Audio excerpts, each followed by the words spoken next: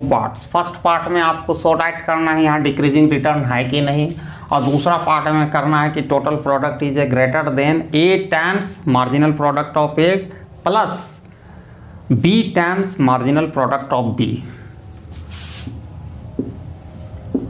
ठीक है, दो पार्ट्स है इस क्वेश्चन में, दोनों पार्ट्स को हम लोग देखेंगे, मार्जिनल प्रोडक्ट ऑफ बी।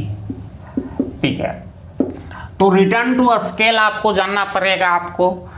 तो हमारा जो कंडीशंस दिया गया है फर्स्ट पार्ट का मैं सोल्यूशन कर रहा हूं, x equal to A to the power alpha B to the power beta है, और एक कंडीशन दिया गया है वेयर, ठीक है, alpha plus beta is less than 1।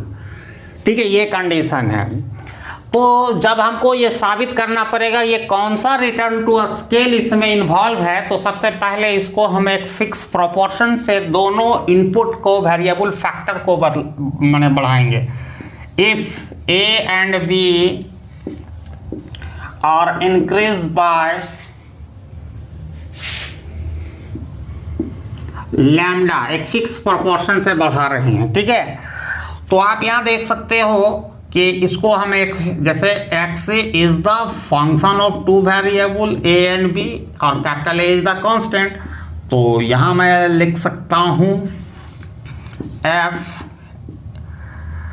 a lambda b lambda.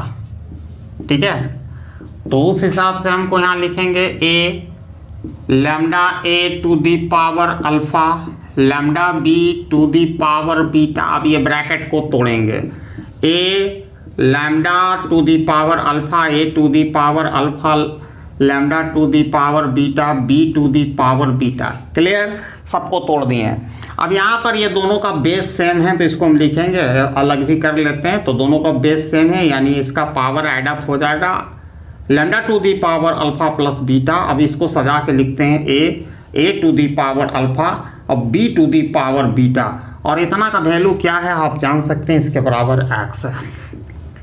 ठीक है, अल्फा प्लस बीटा x। अब यहाँ alpha and power, it is the degree, alpha plus beta आ गया, it is the homogeneous function of degree alpha plus beta. तो तीन condition possibility होती है। फर्स्ट कंडीशन केस होता है if alpha plus beta equal to 1, तो इसको हम लोग कहते हैं देन तो कांस्टेंट रिटर्न टू स्केल। अगर अल्फा और बीटा का वैल्यू अगर 1 आ जाता तो इसको हम लोग कहते हैं constant return to scale, constant return to scale. दूसरा कंडीशन पॉसिबिलिटी होती है if alpha plus beta is greater than 1, तो then increasing return to scale, increasing return to scale. एक तीसरी पॉसिबिलिटी होती है, ये जानकारी होना जरूरी है, कभी कंडीशन बदल देगा तो उस समय नहीं बना पाओगे। देख लो, तीनों कंडीशन याद भी होनी चाहिए। If alpha plus beta is less than 1, then decreasing return to a scale, decreasing return to a scale। अब यहां देखो कंडीशन जो दिया गया alpha plus beta is the less than 1, तो देन ये क्या, कौन सा रिटर्न टू अ स्केल यहां दिखा रहा है, कांस्टेंट की इंक्रीजिंग की डिक्रीजिंग? हाँ, तो सिंस यहां लिखेंगे since alpha plus beta less than 1 given, तो that is it is a proof that, ठीक है, if alpha and beta is the less than 1 then decreasing return to a scale। यही prove करना था, रिटर्न टू स्केल क्या करना, so that there are decreasing return to a scale। अब deduce करना है total product is the greater than. अब आ रहे हैं उस पर, second part of this question. तो second part of this question पर हम लोग आ रहे हैं।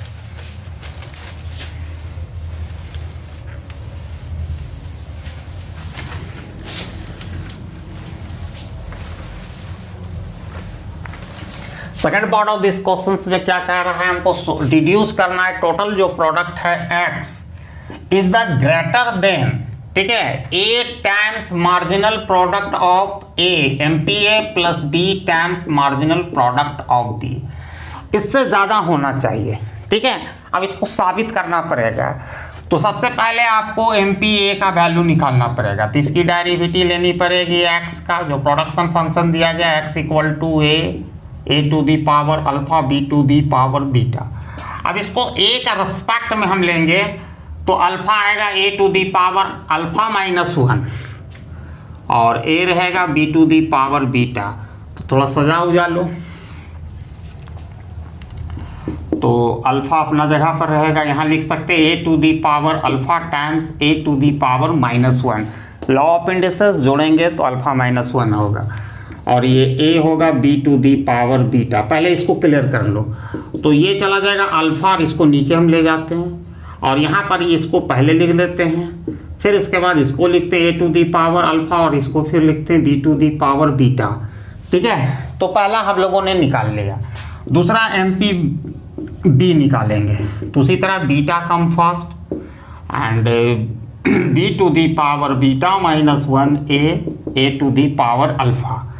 अब बीटा अपनी जगह पर रहेगा, इसको हम लिख सकते हैं beta b to the power beta times b to the power -1, similarly जैसा यहाँ पर किए थे a to the power alpha.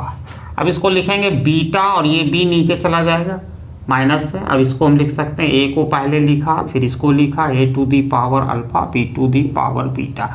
तो मैंने MPA और एथी को निकाल लिया, तो ये क्या निकला है भैया MPA। अब साबित हमको जो करना है मेरे पास है, ठीक है।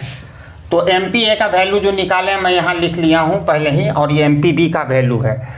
तो इसको हमको इससे ज़्यादा हमको साबित करना है, x का वैल्यू ग्रेटर देन आना चाहिए। तो a टाइम्स और MPA का वैल्यू ये है अल्फा a, और इतना बराबर हम x लिख देते हैं, बार बार लिखने से कोई फ़ायदा नहीं है। ठीक है, तो इसको हम x लिख दिए क्योंकि इतना बराबर x वैल्यू है। और यहाँ भी b टाइम्स ये बीटा बाय b और इतना बराबर हम x लिख सकते हैं। कोई दिक्कत नहीं, कोई दिक्कत है जी? No sir.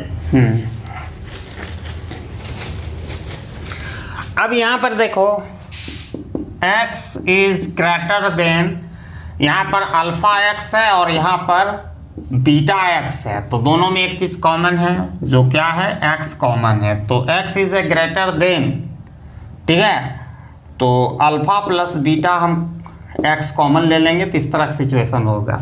लेकिन यहाँ पर एक चीज़ दिया गया है, since alpha plus beta it is given instruction in the question less than 1 है, तो ऑटोमेटिकली प्रूफ हो गया। किसी लोगों को दिक्कत हो रहा होगा मैं बता देता हूँ।